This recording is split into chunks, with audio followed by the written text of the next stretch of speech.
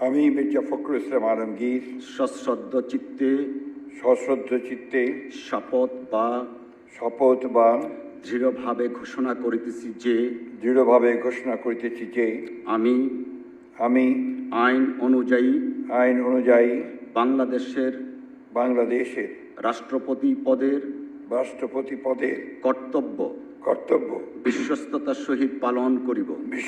সহিত পালন করিব। আমি বাংলাদেশের প্রতি অকৃত্রিম বিশ্বাস ও আনুগত্য পোষণ করিব। আমি